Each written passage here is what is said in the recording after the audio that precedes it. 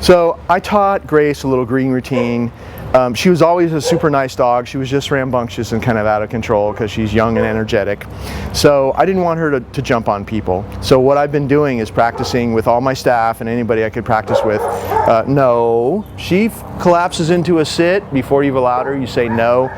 Pull her up by her buckle collar, not by the choke chain, pulling her entire weight to pull her up.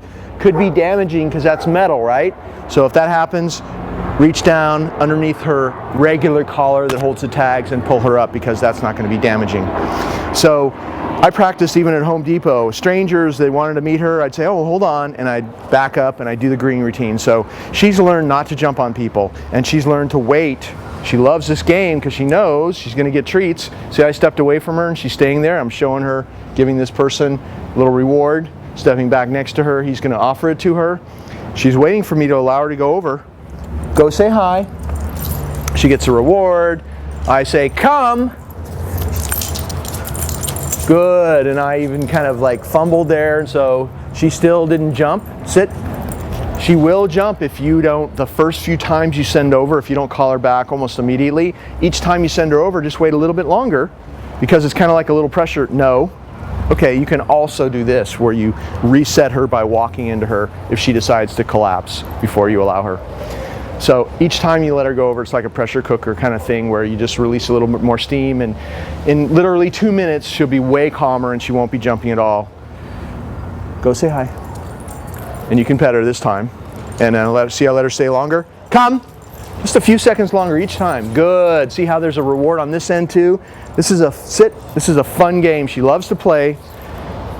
She loves to meet people this way. She knows that if she jumps, I'm going to call her back before, right when I see her starting to jump, I'm going to call her back. Or you can always do a correction every once in a while where if she starts to get out of control, you know, if it's a little small child or an elderly person or somebody like that, you can give the leash a pop and say no, and it'll shut her down, because we never, hardly ever correct. I don't think I've ever had to correct Grace. So if you have to do that as the nuclear option, should be good the rest of the day, because she's not used to it at all. And that's why it's such a good thing not to correct unless you absolutely have to, because it always works when everything else has failed, because she's not used to it. So he's offering that food. Go say hi. I'm going to let her stay over a little bit longer and get petted and see how this works. See, she's less excited. She's happy, but she knows to stay on all fours. And then, good, I don't have to say come. Also, what they'll start to do is they'll start to self-regulate, and when they start to feel like overexcited, because you set that pattern up and called them back right before they started to do something like jump, now they do it on their own. They start to feel more excited. Inside they say, oh, this is when I go back, when I start to feel this way. So it all kind of goes on its own after you set up the pattern correctly like this. Go, this time with no food. She doesn't need food because she loves Andrew, and we got her point across, and I can let her stay over there longer. And come. I'm still going to have some food here. Good, just because she likes it. Sit. So that's the greeting routine. Just practice this way. I recommend you do it with family members first. Have the kids do it with each other, wife, the kids, you know, everybody else. Different combinations. Sometimes you're there, sometimes you're here.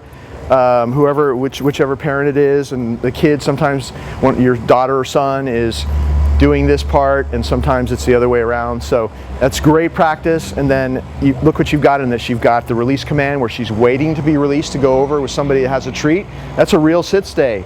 She wants that treat. She wants to say hi, but she knows she has to exert self-control and wait. So that's a great part of this. You've got come, another way to practice your recall. You've got a sit stay where you step away like that. See how she stopped herself? She almost moved, but then her brain engaged and she stopped herself. Good.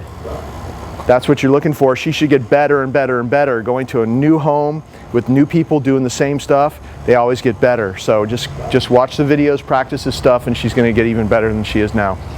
So, and this is one of the cool little games you can play to make her training overall better. Okay.